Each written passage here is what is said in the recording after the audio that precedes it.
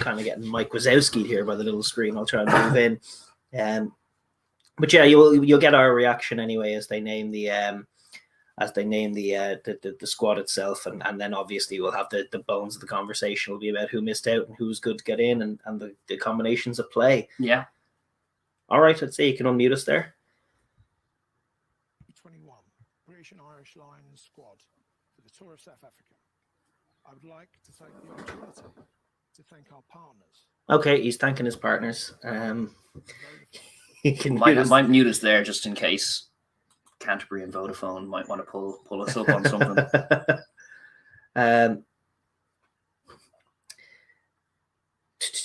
Simmons just Lewin. Nice shirt sponsoring the Lions. Yeah. Have you seen the jersey is like €110 or something? Yeah. They released it the other day. Happy enough with my yoke. Yes, South Africa 09. That was the 09 jersey that Shane has. Yeah. All right, here we go. To announce the touring squad. Here we go. The 2021 Lions tour. Alphabetical order coming right up. No, they'll do it by position. The backs. Josh Adams in. Rugby, Wales. He was, Bundy Aki. Wow. Telegraph League was wrong. Dan Bigger. Bundy Aki. That's no Gary Ringrose, I'd say. Elliot Daly. Interesting. Versatile. Garrett Davis in. Yeah, makes a lot of sense for me. Front runner for the starting jersey now. Owen Farrell. Faz in. And they have him listed as a fly half there, but of course versatile. Chris again. Harris. Chris Harris. Congratulations, Chris Harris. Great Six Nations is rewarded. Henshaw, yeah, likewise. I thought so. Stuart Hogg, yeah. Not captain, but in there. Front runner for the start and fullback jersey. Conor Murray in. There you go. Interesting. He was never going to miss out. Ali Price. That's your three Ali scrummies. Price. So there's three scrummies in. Garrett Davis, Ali Price, and Conor Murray. Reece Zammit. Yeah, always going to front runner to start on the wing. Finn is in. Oh, it's been great for Scotland already. The Scots it's been great for Scotland already. Oh, this is great stuff for the Scots. And Van der Merwe. Duhan Van der Merwe. Oh, gravy. Oh, the Scots are going wild, boys. Anthony Watson gets in. That's bad news for Johnny May, I'd say. Liam Williams. Unsurprising. Going to push Hogg all the way for that fullback jersey. That's it. That's the backs. No Johnny Sexton, obviously. Ty Byrne is in. Very versatile, quality player. Jack Conan! Oh, that's great news. That is great news. Jack Conan is brilliant, guys. That's a great shout. Luke Cowan-Dickey. Interesting. That's the death of the Kelleher dream, but I'm chuffed with that. If Akeem Healy gets in now, I'm happy. Tom Curry also in. Tom Curry, unsurprising. Xander Fagerson is the third tight head. I thought he had a chance, Faletau. Very interesting. Tyke Furlong. Well, yeah. Tis your field. Mm-hmm. Jamie George. Great shout. Nice heft in that front row already. Yeah. Big Ian Henderson gets the shout. Correct calling. I love this squad so far. Johnny Hill. They're going big. Johnny Hill's an interesting shout. And Itoje, there he is. Presumably they need to name Alan Wynne as well, given he's captain. There he is. There he is. Yeah. Very interesting, isn't it? Wynne Jones, yeah. Awesome. So have we two loose heads, or is that the first loose head? Courtney Laws. Wow. Scooby Doobies. I didn't know. We didn't even mention him. Ken Owens. We did mention him. The sheriff in town. Andrew Porter. No, Carl Sinclair. We've had Xander. Yeah. Sam Simmons. Simmons makes it in. Wow. So that's 3 number 8s right there. Rory Sutherland, no Cian Healy. That's a shame. Justin Tipperick, yeah. It doesn't look like Navidi either. Mako Funapola, wow. No, Ellis Genge and Cian Healy, very unlucky to miss out. Hamish Watson. What a fantastic squad for the Scots. I'm delighted for them. Good luck to all. And that's it. That is it. Wow. Well, we'll try and just piece through exactly what we've heard there. We can move on from the announcement there. We have it now. I'll just mute him anyway. The lines. Yeah, absolutely. Wow. Interesting. On the face of it, there's a couple of picks I really like. I'm gutted for Cian Healy on the face of it. He's someone who the Lions tour has just never worked out for. Someone close to my heart. His form's been great, but obviously 2013 he had a bad injury. 2017 his form dipped and he didn't get in, and then 2021 now he hasn't been picked. So yeah, I'm a little gutted for Cian, but delighted for Jack Conan. Yeah, and delighted as well for all of those magnificent Scots. Oh, here we have. Yeah, I have the list of it here. As well. So we'll try and piece through exactly who's missing and who's. Bundyaki is a crazy shout, you know. Is he? I think so. It's a crazy shout. He hasn't really even played this year. It's been Tom Daly for Connacht. Well, we did note that the centre stocks were a little light. Yeah. And Aki, at his best, is physical. Quality and physical.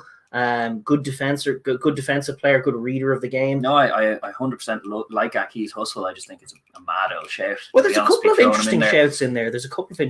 Obviously, it wasn't named in any order of position. Mm-hmm. There was no So we'll do you know what we'll do is we'll go through position and just piece out who has been selected. So at loose head, we have Rory Sutherland, Mako Vunipola, and Wyn Jones. Yeah, with Cian Healy and Ellis Genge, the two who would be good. Be unlucky to miss out. Porter is also on the plane, and there's always debates about him flipping. Yeah, you got three loose heads. But You don't need Porter to play loose heads. Yeah, so those are the three loose heads. And are you feeling a bit aggrieved on Cian's behalf, or on Genge's behalf, or are you both happy with those three? I would worry about Mako in terms of the last time I saw him against the Springboks, he got mushed and he hasn't been in great form. And Rory Sutherland, while having great form, did his shoulder and looked very, very dodgy in terms of making it back to the plane. So it's like, I'm delighted for Sutherland. I think his form over the last 2 years does warrant this call up.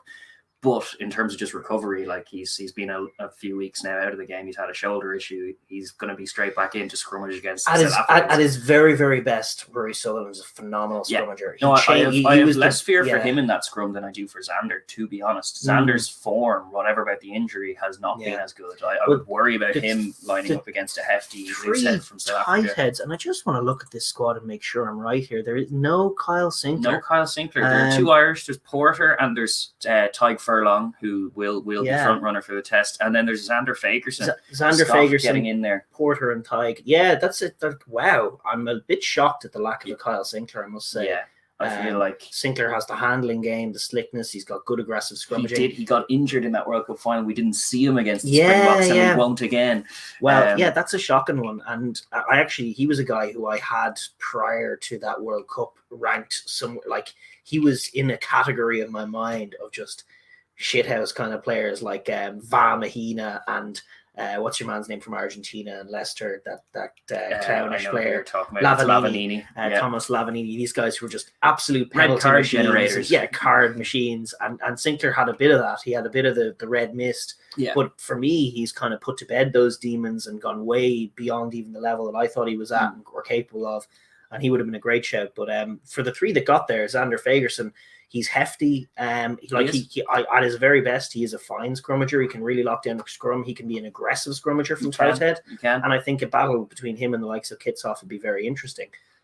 Porter has great bench impact. Yeah, he does. He will likely be on the bench, I reckon. Porter, just for that versatility, has a jackal game in him. He's useful impact. Once Tyg is juiced out, because it seems like Tyg Furlong will be a starter. But in terms of the hooker, then they opted for the two English lads. So Cowan Dickey and George got in hooker, and along with the sheriff, Ken Owens. Don't know who will start there. I'd lean towards Jamie George currently, just for scrummaging. George would be my start, not just for scrummaging. He's a fine scrummager, but he's a wonderful player in the loose. Great in the carry game. No, they're all awesome players. Yeah. That's where I'm kind of looking at the scrum as going, this is going to be where this game could be decided. And just judging by who they picked in the lock, like the heft they picked in the lock. Johnny, the Hill of Tara, Johnny Hill, massive man that he is, got in. Big Ian Henderson got in. Courtney Laws even got in. Papoose is in. He says, no Billy V, I'm fuming. Billy V was interesting. She got Sam Simmons, but Billy V was an interesting one. I don't think he was ever going to go. I just don't think his form was good enough. No. And there's just the back row stocks are so stacked. The one I would feel initially, we're going through the squad and we'll arrive at some others, I'm sure, that we haven't even considered yet that have been missed out. But the one that's screaming out to me is Kyle Sinclair from an English point of view. I would have been thinking crazy. Yeah. Papoose says Scotland dominating the front row fairly so. They have two. They didn't get any hookers. They didn't get Cherry or Turner. Who were awesome, yeah. But they did get their first choice guys. Loose and tight in there on the plane. And they were awesome all tournament long. It was only the Irish scrum that really did for them at any given point, to be honest. They were excellent in Paris and in Twickenham. The Scottish stocks have been great. And yeah, as you say, those are the tight head options and the hooker options. Jamie George be a front runner to start from them. Looking at the locks now, this is where things get interesting. They get very meaty. So we did have Maro Itoje, we had Johnny Hill, we had Captain Alan Wynne. We had Captain Alan Wynne, we had Tadhg Byrne. I don't think we had Ian Henderson, and I don't think we had James Ryan. No, we had Courtney Laws. Courtney Laws and Tadhg Byrne as sort of hybrid players. Mm-hmm. Very interesting. The ones who were lucky to turn out. We didn't have Johnny Gray, we didn't have James Ryan. But delighted, massive congratulations to Ian Henderson. I'm chuffed for him. To Johnny Hill, who I thought was very touch and go. Didn't think he'd make it in, but he's a very fine player. And as you say, heft. Informing the decisions. Guys, I can see you can already get an insight into what Warren's thinking. Certainly in the tight five. Yeah, he wants the heft to match these guys, and well, nearly even because we know they're superlatively strong. So that's it seems to be have informed the decisions for just the mold of lock. Like we've often remarked when picking Big Ian Henderson for Ireland that he is kind of like a South African lock. He looks a little bit like Lou Diaga or something, just the way his carry game operates and stuff. And similar things with these other hybrid props. You have hybrid locks and guys like Johnny Hill, freak specimens. Maro Itoje, the engine on him.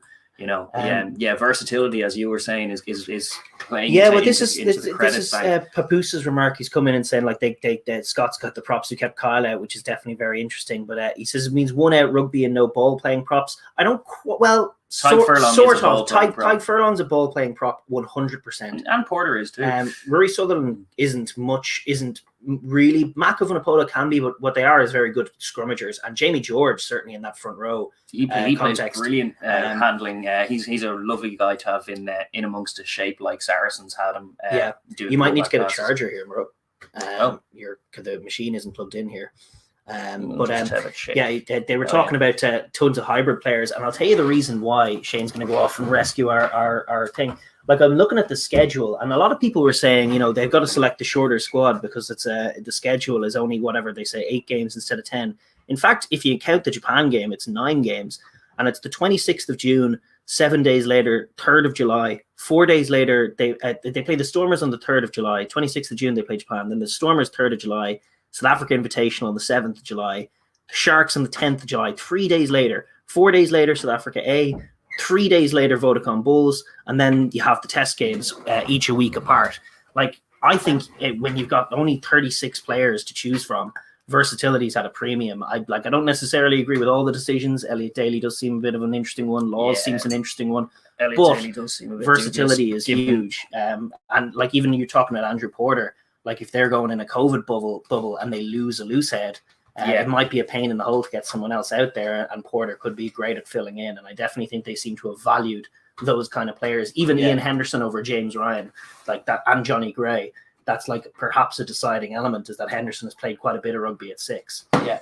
And also, to be honest, that's form as well. If we were being brutally honest, Henderson had a better Six Nations than James Ryan and has been in better form since too. So there's definitely aspects of form. That's where I would question the wisdom of the Elliot Daly call, to be honest.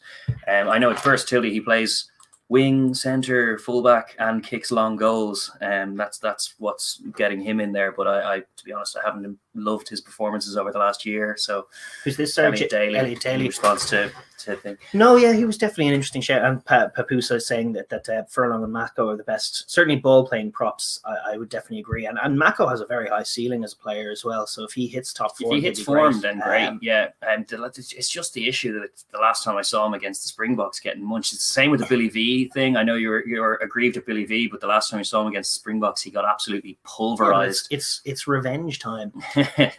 So yeah, those were the locking options. Yeah, some of them, Johnny Gray and James Ryan would have been the headline misser outers, but probably suffered for lack of versatility.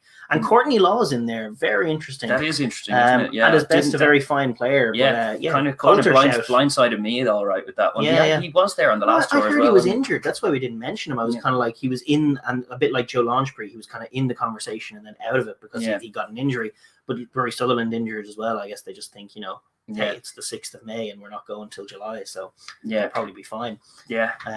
Very interesting. Very interesting. Where are we now in terms of breaking down? Are we going to the back row? Yeah, we'll go to the back row where obviously stocks were magnificently high. I mean, I'm not sure what we had said yesterday. We had said that we said that Hamish, Curry, Tipperick and Falatau all definitely had to go, and they did. They did. So that much we knew, and then we were kind of up in the air. It could have been 6, could have been 7 with the hybrid guys that they had in. Obviously we went Sam Simmons and we went Jack Conan, which really delighted for. Interesting, like Simmons and like Conan is such a pure number 8. Yeah, he was similar to Falatau. Yeah, he hangs out in the wide channels, gets his hand on the ball, and can link. And really well. And Simmons plays a similar game. Starleo saying it's great to see Simmons in there. I tell you what, Simmons has been making headlines, but Jack Conan's form since he's come back has been phenomenal. It's true. And the way he outplayed England in that game changed Ireland fundamentally from a distribution point of view as a back rower. And then the week later against Exeter, outplayed Sam Simmons comfortably, man. And actually, the whole Leinster back row did kind of a job on Sam Simmons. I was surprised to see him go because initially a month ago I was thinking he will go Sam Simmons because in a kind of prickly, well, Eddie, if you're not going to pick your best number 8, maybe I will. Yeah. As that kind of prickly thing that he can definitely do and has done now. But the showings in the Champions Cup kind of flipped me away from it because I thought in both Exeter's showings since the Six Nations, both the Leinster game and the previous one, can't remember who it was against. Leon, that's right. Yeah, no, I thought Simmons didn't play great. He was bottled up really well by both of those sides. I tell you what he does have. He has real clip at turn of heel. He's great in the wide channels himself. But when you look at that back row and you see Falatau, Conan and Simmons, 3 guys who play pretty much exclusively number 8, I think one of them, and probably Simmons, is going to have to shift to 6 and try and become that sort of hybrid player as he used for the coaches. But definitely very interesting at the back row, very exciting players, attacking players. And I'd say there's a lovely, like when you look at the potential of guys like Tipperick, of guys like Tyke Byrne, Conan and Simmons, it's matching that sort of big hefty type 5 with some rangy back rowers who can be used dispersed all over the field, which I think makes a lot of sense. Like on the face of it, I like the balance of the pack. Yeah, same. Gone with. I can understand what he's trying to do, and there is a fair bit of like just pace in that back row if you were just to combine the ones that he has picked. There's no real big lumbering kind of big enforcer type number 6s. There's no CJ Stander who we were talking about. There is Tom Curry, and he will have to do a lot of that grunt work, either him or if they end up doing a Courtney Laws at 6 or a Maro Itoje at 6 kind of idea. Ian Henderson at 6 Ian Henderson at 6, the big hefty lad to do the kind of grunt work, tackle machine, and then allow your Conans, your Falataus, your Tippericks, your Burns to operate a little wider and try and move the pill. Because then with the scrum half selections, they have nippy guys. They will be trying to move the pill, I reckon, as well. Yeah, looking at those scrum half options, Murray went, Garrett Davis went. There was no Danny Kerr bolter. There was no John Cooney bolter. There was instead an Ali Price as the third choice option. No Ben Spencer either. Yeah. On the face of it, the balance of it, it's not. Well, no disrespect to the guys involved. They all have decent, very high ceilings. Ali Price is he a lefty?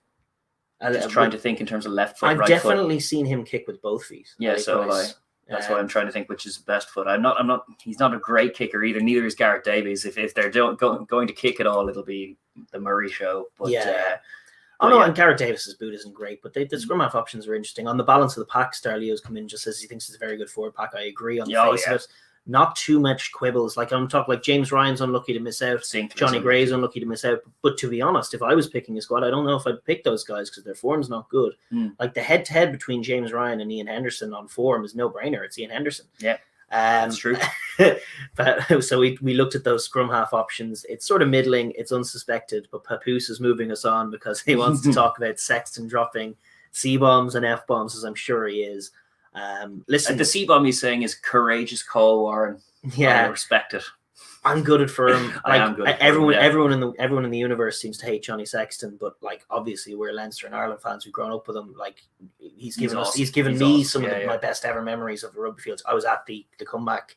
We were both there. Yeah, at the comeback in Northampton or in Cardiff for Millennium Stadium. And I really do rate Sexton's bottle. Like I think if he'd have gone on tour, and I still think if he gets called up, he's going to be like he's going to deliver. I do believe that he's delivered for Warren. It's still not that far fetched that he ends up like at 10 getting a knock from a very bullish South African number 7 or something, and then having to leave the tour is like not far fetched at all. So like a lot of these guys who've missed out will be still waiting at the phone because a lot of them will call up. But in terms of the 10s that he did select, which is the normal thing, there's Kev. How are you, Kev? Always. We need to drop that in every single time if we can at all. He's just so bitter that he wasn't there. He was at the final we lost to Saracens at Newcastle with me. Some more storied memories. Yeah, but Johnny Sexton, you wouldn't fear for him. He's a you do a job. I'm a little gutted for him. The injury came at the wrong time. Yeah, let's be real. Like he was the top point scorer in the Six Nations. He was in flying form. His reading of the game is stellar. His running of an offense is stellar. His kicking game is off the tee has been on a level it's not been all year. The differences between Leinster with him and Leinster without him is night and day. But the problem is Bigger's form was a little better. Yeah, and he's a similar player. Yeah, Finn Russell is just a game changer. And he wanted Farrell because, again, it's the versatility argument. He wanted Farrell there because you can flip him out to 12 if they want to do the dual-wielding double distributor, which they very well might. So it was a versatility call, which has been a theme throughout all of the from the pack, and we'll get in further into the back line as well. Guys who can double job or play multiple positions have been the beneficiaries, and Finn had to game as we said we were alluding to. So Finn had to go.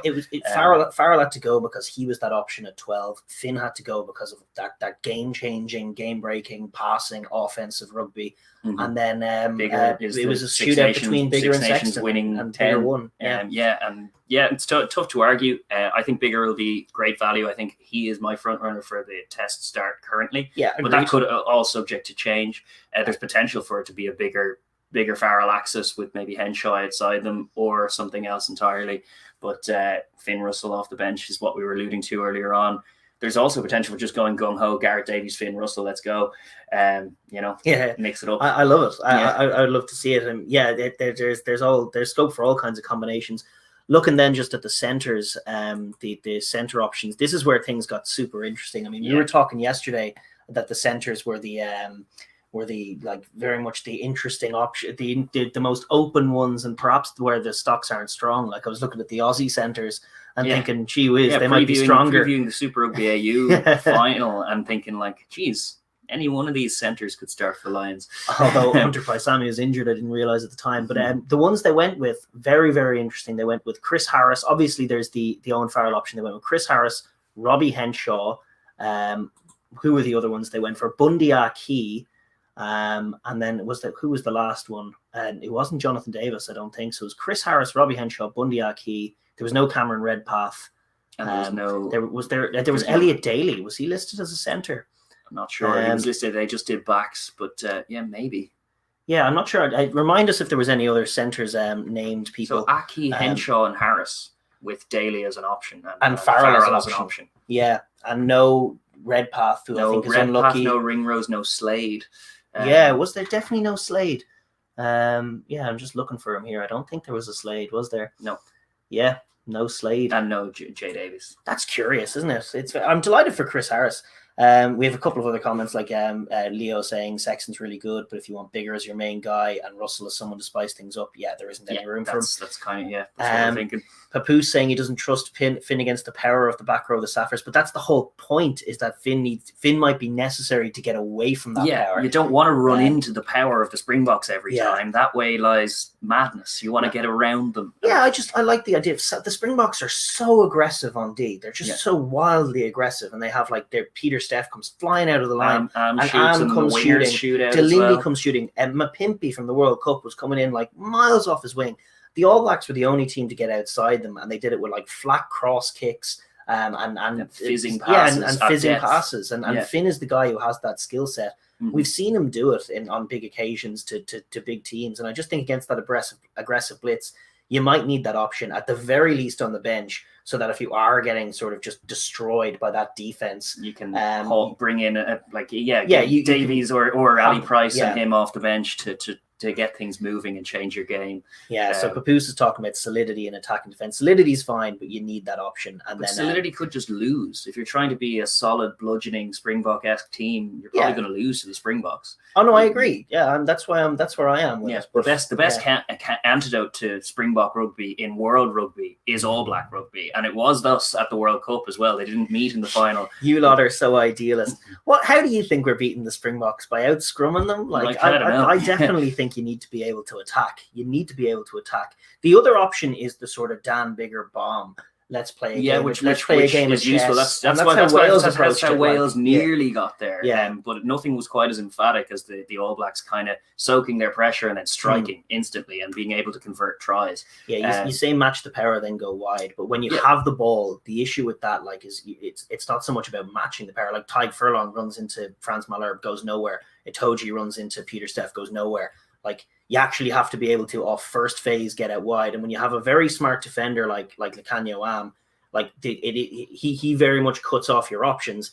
You're going to be kicking a lot of ball, or you're going to be going for that killer pass. And the only guy who has it in his locker is Finn Russell. So to me, to say that you can't give Russell the shout against the Springboks is just removing a really valuable tool for Arsenal. Indeed. But we're going to park that debate, Papoose. No, I agree. The earn the right to go wide adage is an old school one, and you do learn it under 15s, but it's not always true. You see some folks who need to earn the right to go narrow in certain matchups. It does depend on the defense and the shape that they're getting. You can have a team that are holding their width, and then you're kind of flicking wide, and then you have to punch through, or a team that are blitzing narrow. Like most Six Nations teams as well. Yeah. You can see a lot of narrow blitzes, and it's the one team that has the gumption or the guts to go two passes deep that get outside them. Ball playing forwards definitely do. They do matter. I agree with you 100% on that. Yeah, and then so where were we? We were talking about the centres. So a lot of guys unlucky to miss out. I'm gutted for Cam Redpath. I really thought he'd be an interesting bolter. I kind of knew it wasn't going to align for him. If he'd got a run of games in the Six Nations, maybe, because he was very, very impressive in the Calcutta Cup, and he's been impressive since returning for injury in the Premiership, but just not enough minutes. It looks to me like my front runner for the starting centres is Farrell and Henshaw. Yeah, I think so. And there's a decent balance to that, because Henshaw's at his best when he's at 13 and he's not doing distribution. Yes. And that's so an out half in there, a passing option like Faz. Dual distributor. It might be a blueprint for Ireland to follow going forward, because I like he defends the 13 channel as well as anyone, possibly not Am, because Am is brilliant at it as well. It's a very interesting matchup, but Robbie Henshaw's a fierce defender. Yeah, Daly for me is the most odd choice. He is to me as well. Again, versatility. Again, he's an option. Is what you would argue, but I would argue that he's he plays centre, wing, and fullback. But at the moment, for the last 12 months, none of them particularly well. So I don't know. Is he going to be an option on Test match day? I don't know. Yeah, maybe though. At his best, he's a fine player. Likewise, Chris Harris and Bundy Aki is another very curious one. But if they find form in the preamble, you could definitely see some of those guys going in. I think the Daly call is there because if Farrell goes down, you're looking at Harris and Aki as not really distribution options. So Slade is a very much distributing 13. No, that's what I'm saying. Sorry, Slade is, but Daly got the nod. Daly's a distributing 13, but in my head went to Slade because I was thinking if you wanted that option, why not go for Slade? But I guess they're thinking, hey, he's back 3 as well. He's a big boot Yeah. at altitude. He's got all these little weapons. Like he could be this tour's Lee Halfpenny in terms of just slotting kicks from 60 meters at altitude. He does have that. He does have that. That's a big attribute for him. Bundy Aki, instead of no Manu Tuilagi as we were suspecting. He was the injured guy who missed out. Bundy's inclusion is interesting. At his best, he's a fine player. His form's not great, but everyone was giving Ringrose the nod, and his form has been very poor. I'm happy for him. He's a lovely guy. He's great value in a dressing room on a tour. I believe that. He'd definitely be, as even if he's a squad player, he'll be just tremendous value. Midweek lad. He'll definitely be great value. But all enthusiasm. He is great.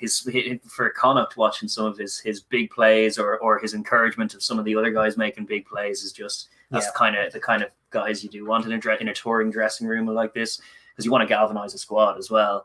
I don't think he's a front runner for the Test shirt currently at all. No. But it's an interesting inclusion, and congratulations to him. It was something that completely blindsided us as an option. And at his best, a very fine defensive reader. That's can jackal at the breakdown. You never know if he finds form. You never know. Then Zanzea is coming in making my point about Daly only more succinctly, just saying he makes sense because he might not be on great form, but he covers 12 to 15, and he has an accurate penalty kick from 60 meters, which in South Africa is huge. That could be from 70 meters. You talk about a team with as good defense, at South Africa at their best, phenomenal defense, but at their worst, loose discipline-wise, good goal kicker. Managed to successfully up the pace and to ask some questions. They will give kickable penalties away. So having a goal kicker like that, definitely good value. And then obviously Farrell and bigger, all good value in that regard. So goal kicking acumen is not something that we're lacking for. Especially when Russell is gunning for a Test jersey, because Russell's place kicking is definitely the weakest part of his game. It is. It's the job. He doesn't do the job for Racing, and when they force him to do it for Scotland, he's not great at it. So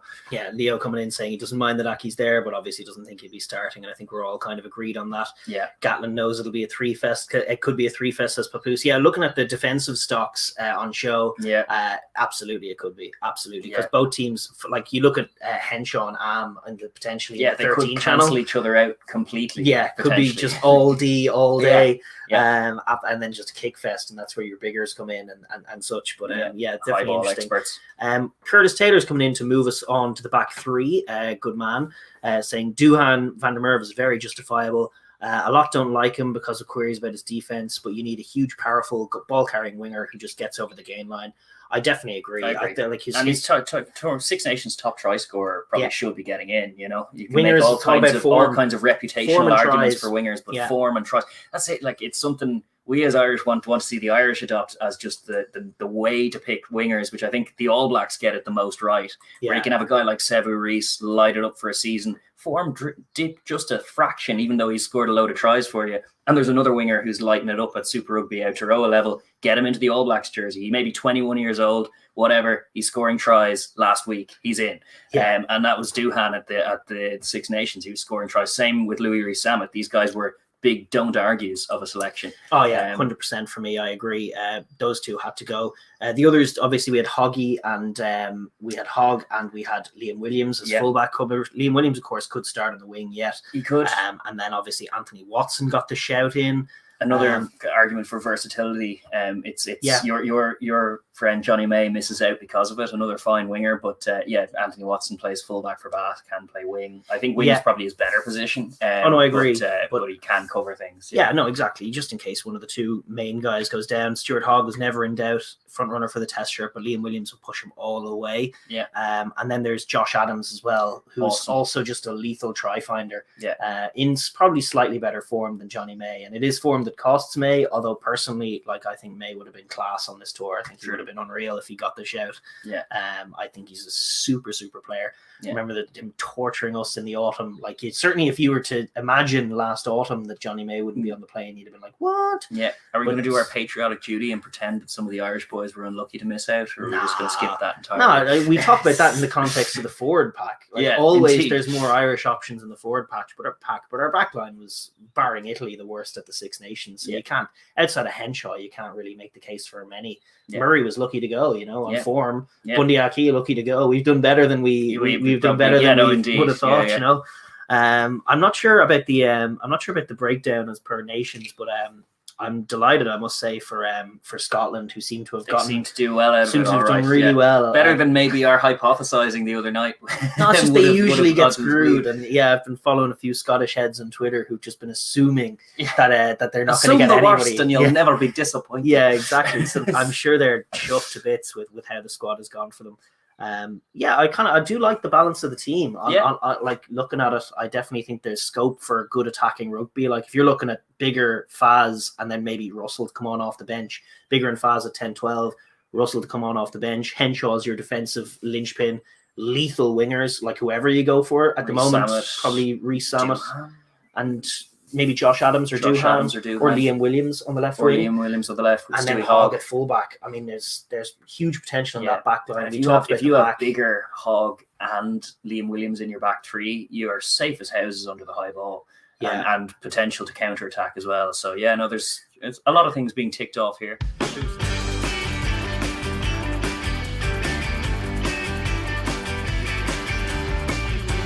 Thank you for tuning in to the Overlap Rugby podcast. If you enjoyed what you hear, please like and subscribe, and leave a comment down below as well. We enjoy hearing your opinions too. Thank you.